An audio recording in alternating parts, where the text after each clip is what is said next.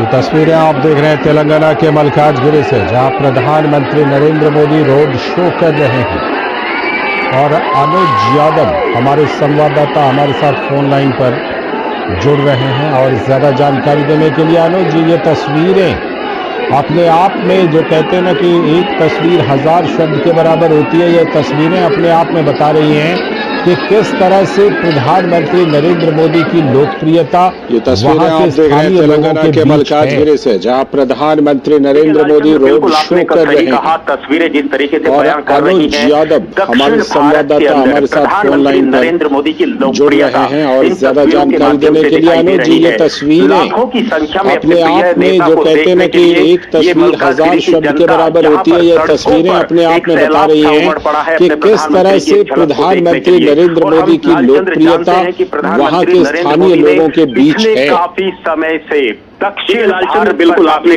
सही कहा। तस्वीरें जिस तरीके से बयान कर रही हैं, दक्षिण भारत के अंदर प्रधानमंत्री नरेंद्र मोदी की लोकप्रियता इन तस्वीरों के माध्यम से दिखाई दे रही है। लाखों की संख्या में अपने प्रिय नेता को देखने के लिए ये मल्काजगिरी की जनता जहां पर सड़कों पर एक सैलाब सा उमड़ पड़ा है अपने प्रधानमंत्री की झलक को देखने के लिए। और हम लालचंद्र जानते हैं कि प्रधानमंत्री नरेंद्र मोदी ने पिछले काफी समय से वहां भारी भीड़ देखने को मिली, केरल के अंदर, अब तेलंगाना के अंदर और कल फिर तमिलनाडु के अंदर। कुल मिलाकर दक्षिण भारत के अंदर जो प्रधानमंत्री नरेंद्र मोदी का फोकस रहा है, उनकी नीति और नीयत रही है लोगों का विकास करना, लोगों को आगे बढ़ाना, सबसे पहले राष्ट्र को प्रथम रखते हुए अपनी कार्यशैली को दिखाना, वो ही अब जनता के माध्यम से ये तस्वीरें दिखाई देती हैं। क्योंकि जब यहाँ की जनता को, आसपास के इलाकों को पता चला, तो ना सिर्फ मल्काजगिरी की बल्कि अलग अलग जिलों की जनता सुबह से ही आना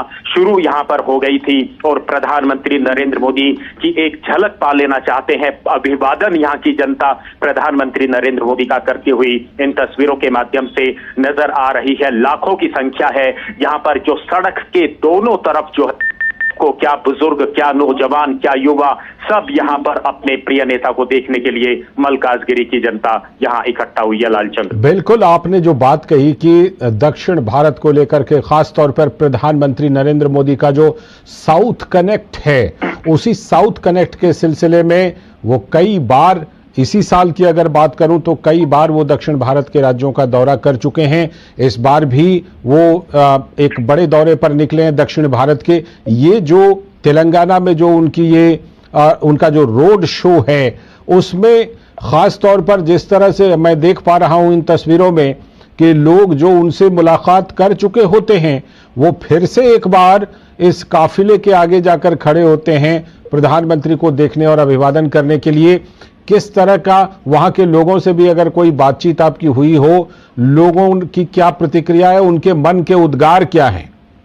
लालचंद्र, सबसे बड़ी बात है कि जिस तरीके से प्रधानमंत्री नरेंद्र मोदी का काफिला धीरे धीरे आगे बढ़ रहा है, यहाँ की जनता, लोग जो हैं इस काफिले के पीछे पीछे आगे भाग रहे हैं और लगातार प्रधानमंत्री नरेंद्र मोदी की तरफ एक कनेक्ट कर रहे हैं, उनको धन्यवाद दे रहे हैं दक्षिण भारत के लिए जो कार्य प्रधानमंत्री नरेंद्र मोदी ने किए हैं। और दूसरी सबसे बड़ी बात यह है कि बिल्कुल आपने सही कहा लालचंद्र, पिछले 2 महीने से मैं लगातार दक्षिण भारत के अंदर हूं, जो प्रधानमंत्री के अलग अलग कार्यक्रम रहे हैं, और उसका सबसे बड़ा रिकॉर्ड यह है कि पिछले 1 महीने की बात, चाहे आप केरल की कीजिए, चाहे आप तमिलनाडु की कीजिए, चाहे आप तेलंगाना की कीजिए, ये तीसरा दौरा 1 महीने के अंदर है तेलंगाना का, तमिलनाडु का भी तीसरा दौरा है, केरल के अंदर कई दौरे वो लगातार कर चुके हैं। इतने कम समय के अंदर बार बार प्रधानमंत्री का जनता के बीच में जाना और गारंटी देना, इस बात की गारंटी देना कि ये मोदी की गारंटी है, लोगों का विकास, उनका उत्थान, ये वो सारी चीजें हैं जो प्रधानमंत्री कनेक्ट करते हैं जनता के साथ। और जब प्रधानमंत्री इसी तरीके से सड़क से निकलते हैं, एक कहें तो रोड शो के माध्यम से, तो फिर जनता अभिवादन करना नहीं भूलती। और हमें तो अब इस बात को भी नहीं भूलना चाहिए, पिछले 10 वर्षों से जो प्रधानमंत्री ने दक्षिण भारत के लिए, पूरे देश के साथ साथ दक्षिण भारत के लिए जो काम किया है, अब कहीं ना कहीं वो परीक्षा का समय भी आ गया है, जिसमें अब प्रधानमंत्री भारतीय जनता पार्टी को एक अच्छे अंकों से, नंबरों से पास कराने का जो प्रण लिया है, उसका भी समय है। क्योंकि अब पूरे देश के अंदर लोकसभा का चुनाव होगा और ये तस्वीरें बताती हैं कि किस तरीके से दक्षिण भारत के अंदर भारतीय जनता पार्टी लगातार बढ़त बना रही है। वोट प्रतिशत के माध्यम से, हमने चाहे विधानसभा के चुनाव रहे हों, पिछले लोकसभा के चुनाव रहे हों, वोट प्रतिशत लगातार भारतीय जनता पार्टी का बढ़ता हुआ दिखाई दे रहा है। और अब हम इस बात को कह सकते हैं, उत्तर भारत की तरह, पूर्वोत्तर भारत की तरह अब दक्षिण भारत के अंदर लगातार कमल के जो झंडा है, बीजेपी का जो झंडा है, वो अब घरों पर, सड़कों पर, गांवों पर, शहरों में, गली गली में अब वो यहाँ पर दिखाई देता है। ये प्रधानमंत्री की लोकप्रियता, केंद्र सरकार की जो कार्य करने की जो कुशलता रही है, जमीनी स्तर पर योजनाओं को पहुंचाने की मोदी की गारंटी, वही आज जनता की भीड़ के रूप में, आज ये तस्वीरों के रूप में दिखाई दे रही है। लालचंद, बिल्कुल आपने सही कहा। अभी हाल में जो विधानसभा चुनाव हुए थे, उसमें चाहे वोट प्रतिशत हो, सीटों की संख्या हो, उसमें भारतीय जनता पार्टी ने काफी सुधार किया है तेलंगाना में। ये जो मलकाजगिरी का ये इलाका है जहां पर ये रोड शो हो रहा है, मैं चाहूंगा कि देश के दूसरे हिस्से के हमारे दर्शकों को आप जरा बताइए कि ये मलकाजगिरी किस तरह का इलाका है, ये रोड शो कहां पर है, प्रधानमंत्री नरेंद्र मोदी जहां पर अभी रोड शो कर रहे हैं। देखिए, सबसे बड़ी बात है ये मलकाजगिरी, आप दर्शकों की जानकारी के लिए लालचंद्र बता दें, ये देश की सबसे बड़ी लोकसभा है, सबसे बड़ी लोकसभा। हम चाहे भौगोलिक स्तर से कहें या वोट के माध्यम से हम कहें यहाँ पर, और ये मलकाजगिरी का शहरी इलाका है। प्रधानमंत्री बाजार से निकलते हुए, शहर की गलियों से निकलते हुए प्रधानमंत्री जो है आगे बढ़ रहे हैं। और हम इस बात को कह सकते हैं कि ये शो, ये रोड शो भले ही शहर के अंदर रखा गया हो, लेकिन मैं तो कल से ही यहाँ पर हूँ। सुबह से ही जो ग्रामीण इलाकों की जनता है वो अपने अपने अलग अलग ट्रांसपोर्ट के माध्यमों से वो यहाँ पहुंचना शुरू हो चुकी थी।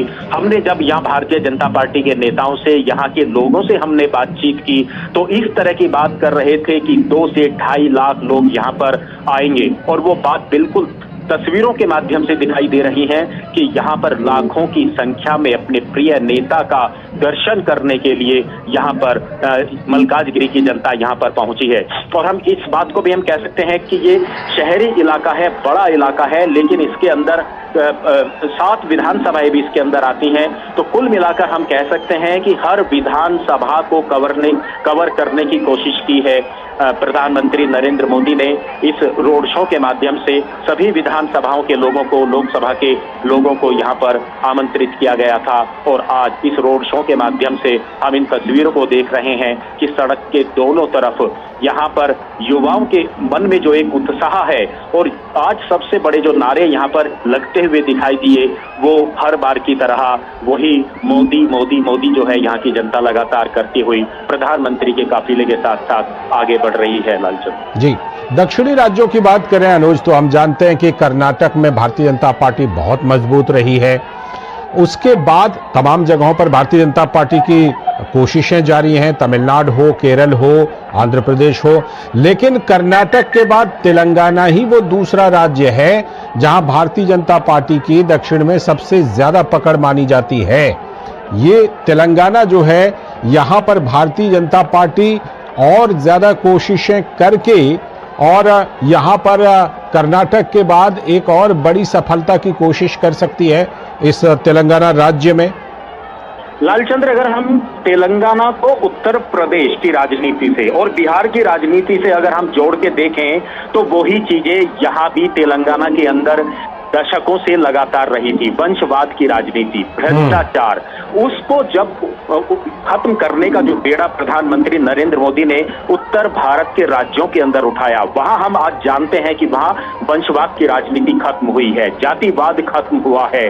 तेलंगाना के अंदर जब लगातार प्रधानमंत्री मोदी यहाँ पर चाहे विधानसभा चुनावों की बात करें या अलग अलग जितनी भी कार्यक्रम प्रधानमंत्री के रहते हैं, उन्होंने सबसे ज्यादा टारगेट वंशवाद की राजनीति को तेलंगाना के अंदर किया, जातिवाद की राजनीति को, भ्रष्टाचार के जो मुद्दे लगातार यहाँ की अखबारों की सुर्खियां में, मीडिया में बने रहते हैं, प्रधानमंत्री ने उन पर काफी फोकस किया।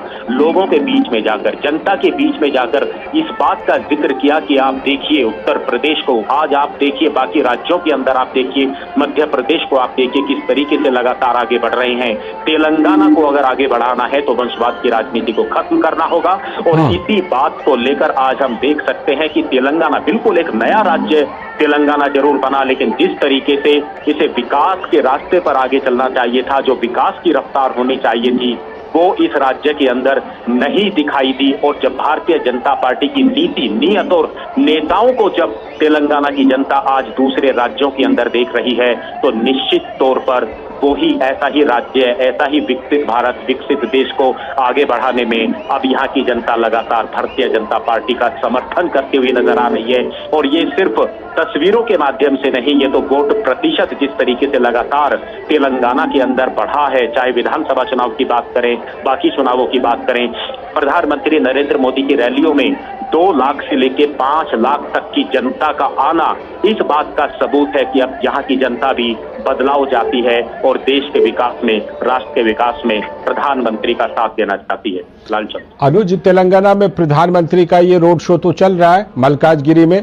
प्रधानमंत्री के इस दौरे के दौरान तेलंगाना में प्रधानमंत्री के कुछ और कार्यक्रम भी हैं क्या? देखिए, तेलंगाना के बाद प्रधानमंत्री अब तमिलनाडु से आज उनकी शुरुआत हुई थी, केरला के अंदर थे, अभी शाम को तेलंगाना के अंदर, और इसके बाद प्रधानमंत्री नरेंद्र मोदी तमिलनाडु के में भी जाएंगे। तमिलनाडु में भी उनके कार्यक्रम रहेंगे। तो निश्चित तौर पर तेलंगाना के अंदर कल कार्यक्रम रहेंगे। तो निश्चित तौर पर कल जनसभा जो है वो तेलंगाना के अंदर होगी, जो मल्काजगिरी से करीब 150 किलोमीटर का इलाका है, और करीब 5 से 7 लाख लोगों को वहां आमंत्रित किया गया है। एक बड़ा जनसमूह वहां पर इकट्ठा होगा, और कल के बाद फिर प्रधानमंत्री तमिलनाडु में भी रहेंगे। तो कुल मिलाकर लगातार दक्षिण भारत के अंदर प्रधानमंत्री के ये दौरे बता रहे हैं, और यहाँ की जिस तरीके से जनता अपने नेता का अभिवादन करने के लिए रैलियों के अंदर, रोड शो के अंदर, बाकी कार्यक्रम के अंदर जो जनता आ रही है, अब इस बात का संकेत मिला है कि इस बार शायद भारतीय जनता पार्टी को एक बड़ी जीत, बहुत बड़ी जीत दक्षिण भारत से मिलेगी। हम जानते हैं कि जो मीडिया के अंदर जिस तरह की बातें लगातार आती हैं, जो पत्रकार हैं, चाहे बाकी चुनाव विश्लेषक हैं, वो इस बात का हमेशा जिक्र करते थे कि दक्षिण भारत के अंदर भारतीय जनता पार्टी का उदय होना, यहाँ पर उसकी बढ़त होना काफी मुश्किल लगता है। लेकिन पिछले कई वर्षों से अब राजनीतिक पंडितों की वो भविष्यवाणी लगातार गलत साबित होती रही है, और इसको गलत साबित कर रही है दक्षिण भारत की जनता, तमिलनाडु की जनता, तेलंगाना की जनता। लालचंद्र अनुज, जिस तरह प्रधानमंत्री नरेंद्र मोदी ने बीजेपी के लिए 370 का और एनडीए के लिए 400 पार का नारा दिया है, वैसे में जो तेलंगाना की 17 सीटें हैं, भारतीय जनता पार्टी की पूरी कोशिश होगी कि अपनी पार्टी के लिए भी और उनके जो गठबंधन के सहयोगी हैं उनके साथ तेलंगाना की 17 सीटों में से ज्यादा सीटों पर जीत दर्ज की जाए। लालचंद्र, अब तो 400 पार के नारे दक्षिण भारत की जनता भी लगा रही है। 370 बिल्कुल, ये भारतीय जनता पार्टी 370 के आंकड़े को पार करना चाहती है, 370 के आंकड़े को छूना चाहती है, और 400 पार का जो आंकड़ा है निश्चित तौर पर वो अपने जो सहयोगी दल हैं उनके साथ मिलकर 400 का आंकड़ा पार करना चाहती है। आपने उत्तर भारत के अंदर तो 400 पार का नारा आपने सुना, लेकिन दक्षिण भारत के अंदर जब इस तरह के नारे लगते हैं तो एक बड़ी उम्मीद किसी भी राजनीतिक दल को जगती है, और निश्चित तौर पर भारतीय जनता पार्टी को उम्मीद जग रही है। क्योंकि सबसे बड़ी बात यह है कि दक्षिण भारत के अंदर युवाओं के साथ साथ जो महिलाओं की भागीदारी है जन समूहों के माध्यम से, वो यहाँ पर दिखाई देती है। हमने आज के रोड शो में भी ये तस्वीर हम लगातार देख रहे हैं कि महिलाओं की जो भागीदारी बढ़ रही है बहुत बड़ी उम्मीद पैदा करती है। और देखिए, महिलाओं की भागीदारी क्यों बढ़ रही है? महिलाओं की भागीदारी, युवाओं की भागीदारी बढ़ने के पीछे जो सबसे बड़ा कारण है वो है केंद्र सरकार की तरफ से, मोदी सरकार की तरफ से जो कल्याणकारी योजनाएं घरों तक पहुंची हैं। महिलाओं के लिए उज्ज्वला योजना हो, आवास की योजना हो, ऋण उपलब्ध कराने की योजना हो, किसानों के लिए अनेकों योजनाएं चल रही हैं जिसमें लोगों का जीवन स्तर काफी ऊपर उठ रहा है।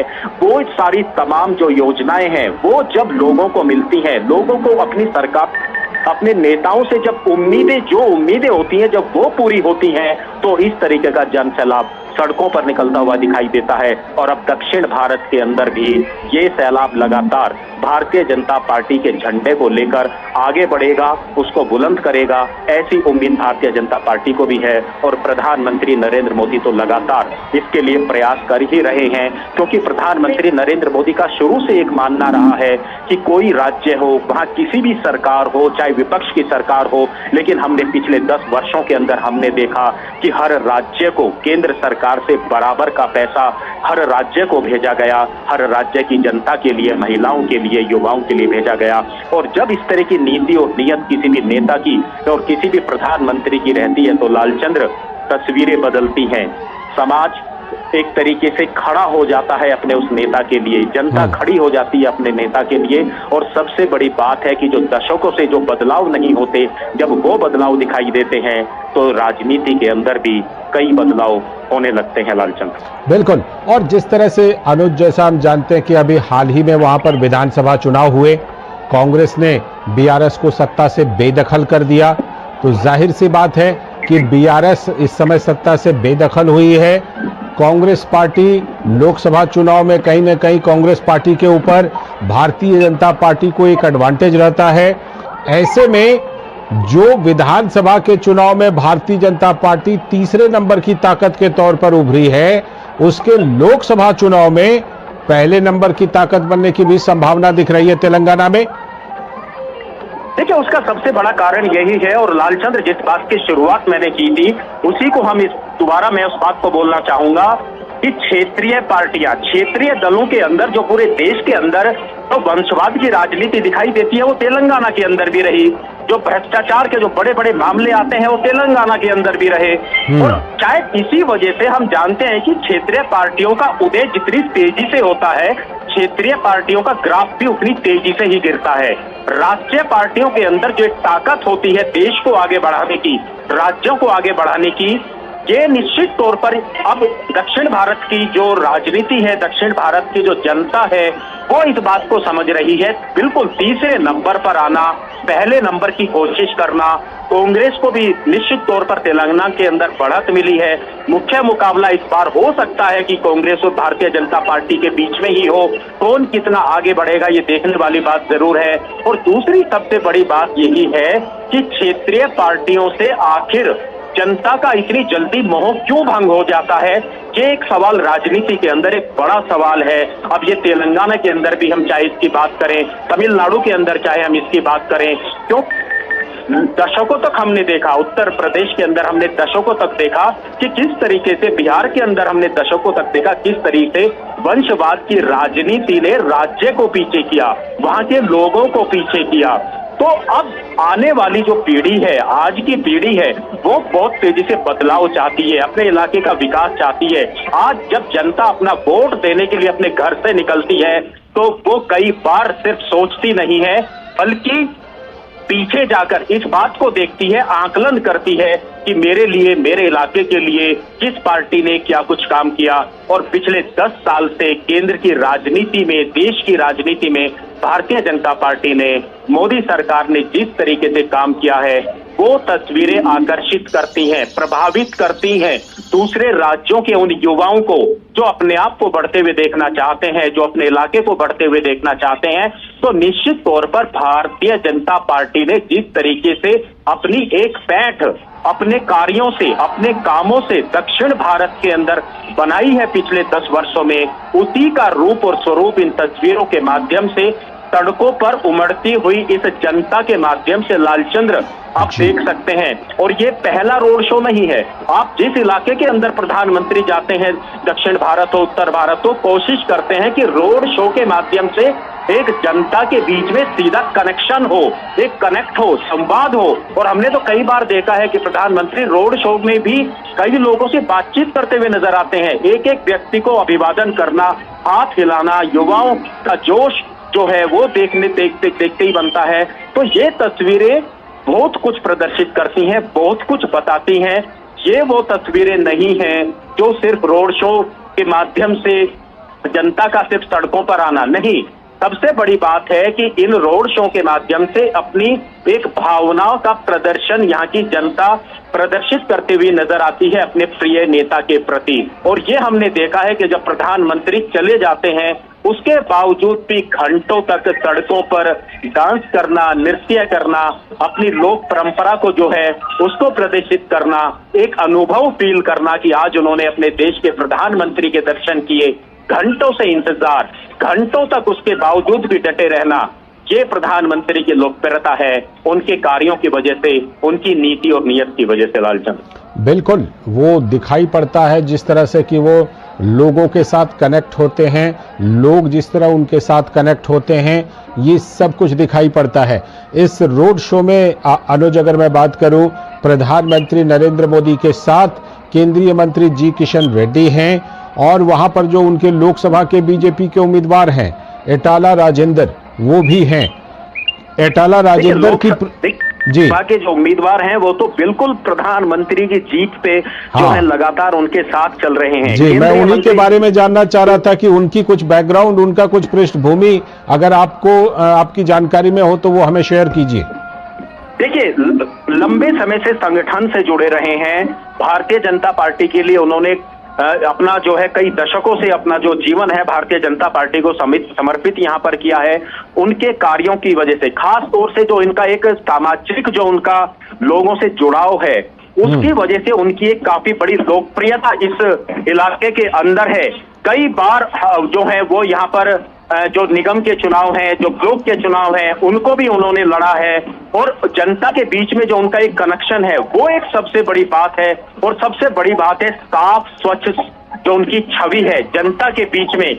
एक ऐसे उम्मीदवार को भारतीय जनता पार्टी ने यहाँ पर खड़ा किया है जिसमें लोगों के मन में उनके प्रति एक इज्जत देखने को मिलती है, उनके कार्यों की वजह से, उनके सामाजिक कनेक्शन की वजह से। ये एक सबसे बड़ा प्रभाव यहाँ की जनता में, यहाँ के जो कैंडिडेट हैं भारतीय जनता पार्टी के, वो रखते हैं। और इन तस्वीरों में क्योंकि प्रधानमंत्री नरेंद्र मोदी ने पूरे रोड शो के अंदर उन्हें अपने साथ रखा है, और इस बात का एक सबसे बड़ा प्रमाण है कि प्रधानमंत्री नरेंद्र मोदी की जो छवि है, ऐसी ही छवि के नेता, समाज से जुड़े हुए नेता प्रधानमंत्री मोदी भी चाहते हैं और भारतीय जनता पार्टी भी चाहती है कि ऐसे ही लोगों को टिकट दिए जाएं, ऐसे ही लोगों को जनता की सेवा के लिए भेजा जाए। बिल्कुल, आप हमारे साथ बने रहिएगा। हमारे साथ वरिष्ठ पत्रकार शेखर अय्यर जी भी हैं, मैं उनसे जुड़ता हूं, आप भी बने रहिएगा हमारे साथ। और शेखर सर, जो हम साउथ कनेक्ट की बात कर रहे थे, प्रधानमंत्री नरेंद्र मोदी के लिए, भारतीय जनता पार्टी के लिए तेलंगाना वो राज्य है जहां कर्नाटक के बाद अगर हम कहें तो भारतीय जनता पार्टी की सबसे ज्यादा, यानी दूसरे नंबर पर फिलहाल की बात कर रहा हूं, फिलहाल तेलंगाना ही वो राज्य है जहां पर भारतीय जनता पार्टी के विस्तार की सबसे ज्यादा संभावना है और सबसे ज्यादा दूसरे नंबर की पकड़ भी है तेलंगाना में। चंद जी, आपने देखा कि 2018 विधानसभा चुनाव और 2023 विधानसभा चुनाव, उसमें 2018 में बीजेपी को 7% वोट मिली थी, अब 2023 में जाके 14% वोट मिला है। और जब लोकसभा में कम से कम 4 सीटें तेलंगाना बीजेपी की है। अब बीजेपी उम्मीद कर रही है कम से कम 10 से ऊपर ले जाने की, जब कुल सीट वहां पे 17 सीट है। और तेलंगाना लगातार बीजेपी से पहले ही वहां पर काफी अटेंशन दिए हैं। और इस बार भी आपको तेलंगाना विधानसभा चुनाव में भी बीजेपी का काफी अच्छी प्रदर्शन रही, अपना वोट परसेंटेज बढ़ा और साथ में एमएलएस भी बढ़े। इसीलिए अभी इस लोकसभा चुनाव में भी, क्योंकि पिछले चुनाव में 4 सीटें मिली थी लोकसभा चुनाव में, इस बार ज्यादा उम्मीद है। कई लोग भारत राष्ट्रीय समिति से भी लोग छोड़ के इस पे शामिल हो रहे बीजेपी में, इसलिए ज्यादा उम्मीद है। आज अभी जो हम देख रहे हैं, ये जो प्रदर्शन, प्रधानमंत्री जी का रोड शो, लोगों को उत्साह और बलगजगिरी, जैसे आपके संवाददाता कह रहे थे, ये सबसे बड़ा लोकसभा चुनाव क्षेत्र है जो हैदराबाद से लगा हुआ है। यानी यहाँ की जो जेंट्री है, यहाँ की जो लिटरेसी रेट है, यहाँ के कई आईटी प्रोफेशनल्स यहाँ रहते हैं, यहाँ मतलब एक अपने आप एक बहुत डेवलप्ड कॉन्स्टिट्यूएंसी है, काफी स्कोप भी है। तो यहाँ पे प्रधानमंत्री के लिए इस प्रकार की स्वागत, इससे दर्शाता है कि बीजेपी का यहाँ पे अच्छा ऑर्गेनाइजेशन बेस है। बिल्कुल तो लोकसभा चुनाव में काफी दिखाई देगा। आप हमारे साथ बने रहिएगा। हमारे साथ हेमंत कुमार वरिष्ठ पत्रकार जुड़े हुए हैं। हेमंत जी, जिस तरह से कि हम देख रहे हैं पीएम का जो साउथ कनेक्ट है, उस साउथ कनेक्ट के तहत तेलंगाना में आप किस तरह से संभावना देख रहे हैं इस बार भारतीय जनता पार्टी के लिए, एनडीए के लिए, खासतौर पर तब जब 370 और 400 पार का नारा है? ऐसा है, Telangana is a new state, ठीक है। जब से मतलब वो आंध्र प्रदेश का साथ रहा, अनडिवाइडेड आंध्र प्रदेश रहा, the politics was totally divided into 2 groups, 2 parties, Congress और TDP. Ji.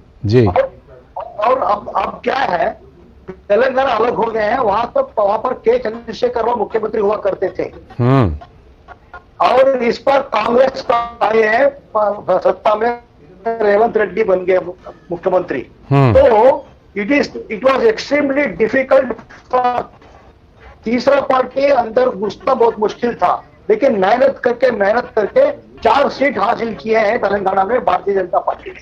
Traditionally BJP was weak Jansangh के समय में, लेकिन उसके बावजूद अगर बीजेपी ने 4 सीट हासिल किया 2019 में, और अब लक्ष्य है 10 से 11 तक जाना है, 10 से 11-12 तक जाना है, इसको लक्ष्य रखा उन्होंने। इसका मतलब है अपने आप में बहुत बड़ी बात है, बहुत बड़ी बात है। अगर आप आप अगर ये रेस्पॉन्स देखे जनता का रेस्पॉन्स मलकनगिरी में और जो चल रहा है अभी जुलूस ठीक है तो मुझे लगता है कि ये सिर्फ मलकनगिरी नहीं है, सारे तेलंगाना में है। और मुझे लगता है कि जैसे इस बार 400 पर बीजेपी 370 ये सब और बहुत सारे ठीक है। लौटता हूं आपके पास। शेखर अय्यर सर, आप जुड़े हुए हैं हमारे साथ। अभी एक प्रोग्राम हुआ था जिसमें तेलंगाना के सीएम ने प्रधानमंत्री को बड़ा भाई बताया और कहा कि भाई हम भी गुजरात की तरह विकास करना चाहते हैं।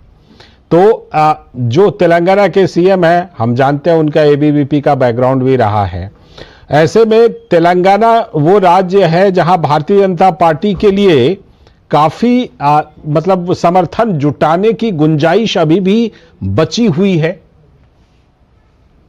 नहीं, देखिए, जब रेवंत रेड्डी प्रधानमंत्री को अपने बड़े भाई और उनसे प्रेरणा लेना चाहते हैं, उनसे गाइडेंस चाहते हैं, इसका मतलब यही है, रेवंत रेड्डी जानते हैं कि विधानसभा चुनाव और इस बार लोकसभा चुनाव में काफी फर्क होगा। क्योंकि विधानसभा चुनाव राज्य सरकार के लिए था, और लोकसभा चुनाव प्रधानमंत्री को तीसरा बार थर्ड टर्म देने की बात थी। तो वो जानते हैं कि लोकप्रियता ज्यादा है मोदी जी के लिए। वो नहीं चाहते कि मोदी जी को विरोध करके अपने बेस को या अपने लीडरशिप के लिए कोई नुकसान हो। दूसरी बात, केंद्रीय कांग्रेस नेतृत्व से इस चुनाव में कोई ज्यादा भूमिका दिखाई नहीं दे रहा, जिसके वजह से आप ये जो देख रहे, जो प्रिपरेशन देख रहे हैं कि तेलंगाना के 17 सीटों में जब बीजेपी के पास अभी केवल 4 है तो ज्यादा बढ़ने की, और इस बार कैंडिडेट्स भी काफी शिफ्ट हुआ है। और लालचंद जी, एक दूसरी बात मैं कहना चाहता हूँ, हैदराबाद जैसे सीट पर जहां असउद्दीन ओवैसी लगातार चुन के आ रहे हैं, वहां पे बीजेपी ने इस बार एक महिलाओं को टिकट दी है, माधवी लता करके। और माधवी लता बीजेपी के कैंडिडेट हैं जो काफी काम किए हैं ट्रिपल तलाक मामले में, और वहाँ एक हॉस्पिटल भी चलाते हैं। कई लोक कल्याण कार्यक्रम, कई सेवा कार्यक्रम में